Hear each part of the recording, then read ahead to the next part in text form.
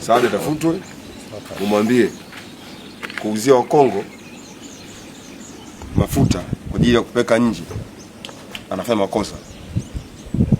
Anafanya nini? Makosa. Kwa mtafuteni Sabri, mmuonye. Mfanyeje? Mmuonye. Akirudia tena, maana yake anafanya makusudi. Anafanya nini? Makusudi. Kama mtu anataka kufanya biashara ya mafuta kutoka Tanzania kupeleka nje, afuate nini? Taratibu unavyotaka. Sisi hatukatai biashara. Tunataka utende nini? Utaratibu. Kwa hivyo mafuta yanahesabika yapo nchini, kwamba nchini tuna mafuta kiasi gani, kumbe yanatoroshwa yanaondoshwa. Sawa, Mkongo? Hii sio utavuka kwa miguu hivi. Kivi tena utapanda ziwa na utavuka Kongo na miguu. Sawa ndugu yangu? Ndio.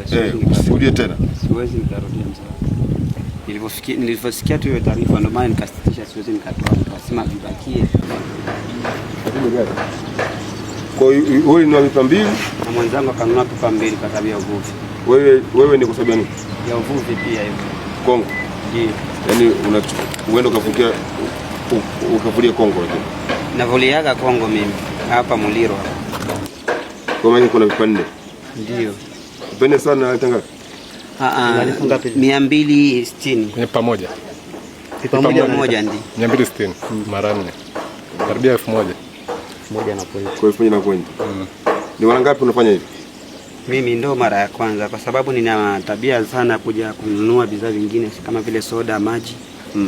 Lakini trip hii ndo nikasema kwamba ninunue mafuta Tanzania. Kwa sababu Zambia ilikuwa imepanda bei sana. Zambia bei kubwa. Kwa sababu sisi kuchukua hela ya Kongo na Zambia iko tofauti kidogo. Ya Zambia iko juu. Kwa hiyo kinunua kwacha na kwa kama vile unapandisha pesa yao na kwa nyingi yako inakuwa chini. Utoweza.